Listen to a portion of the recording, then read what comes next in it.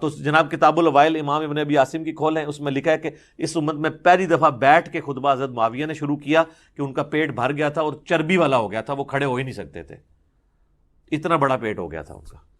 تو یہ پھر آپ خود فیصلہ کریں کہ دعا لگی تھی کہ کچھ اور لگا تھا۔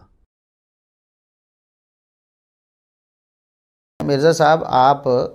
مصنف ابن ابی شیبہ سے یہ روایت نکالیے، امام ابن ابی شیبہ نے فرمایا حدثنا جریر ام مغیرۃ عن الشعبی، امام ابن ابی شیبہ کے استاد تو جریر ہیں، ان کے استاد مغیرہ ہیں اور ان کے استاد شعبی ہیں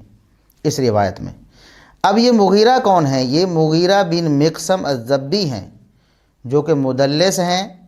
امام نسائی رحمۃ اللہ علیہ اور دیگر ائمہ نے ان کو مدلس کہا ہے، اور حافظ ابن حجر رحمۃ اللہ علیہ نے بھی اپنی کتاب طبقات المدلسین میں تیسرے طبقے میں اس کو ذکر کیا ہے۔ یعنی کچھ لوگ طبقات میں تقسیم کرتے ہیں مدلسین کی، وہ بھی کہتے ہیں کہ تیسرے طبقے والا راوی جو ہے اس کی تدریس مضر ہوتی ہے اور سماع کی تصریح کے بغیر اس کی روایت قبول نہیں ہوتی، اور آپ تو طبقات کو مانتے ہی نہیں، آپ کہتے ہیں کہ جو مدلس ہے اس کے سماع کی تصریح ہونا لازم ہے اور اس پر آپ محدثین کا اجماع نقل کرتے ہیں، ٹھیک ہے، اچھی بات ہے، تو بسم اللہ کریں، علمی کتابی ہونے کا ثبوت دیں۔ اور یہ جو روایت مصنف ابن ابی شیبہ سے 35,735 نمبر آپ نے پیش کی ہے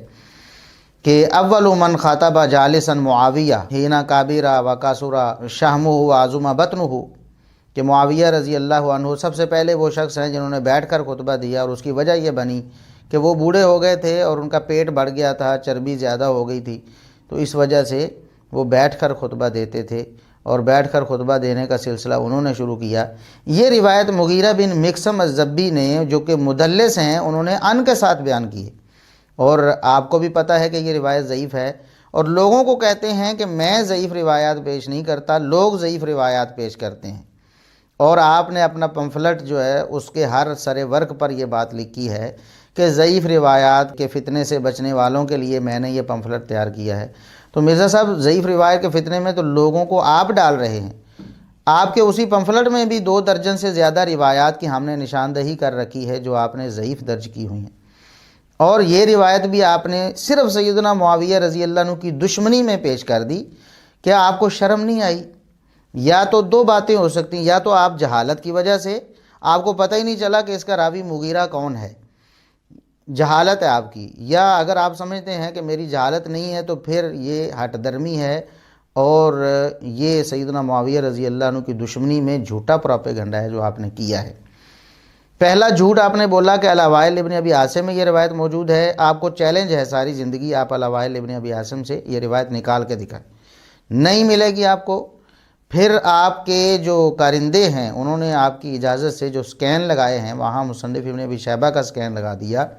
اس میں بھی مغیرہ بن مقسم مدلس ہیں اور وہ روایت ان سے بیان کر رہے ہیں، اور آپ بار بار یہ بیان کر چکے ہیں کہ مدلس کی ان والی روایت بغیر سماع کی تصریح کے قبول نہیں ہوتی۔ اب آپ بتائیں کہ آپ کیسے علمی اور کتابی ہیں؟ یہ جھوٹا نعرہ ہے آپ کا، ہم پہلے بھی اس کو آشکارا کرتے رہے ہیں اور آپ بھی انشاءاللہ لوگوں کو بتاتے رہیں گے کہ یہ نعرے جھوٹے ہیں جو آپ لگاتے ہیں۔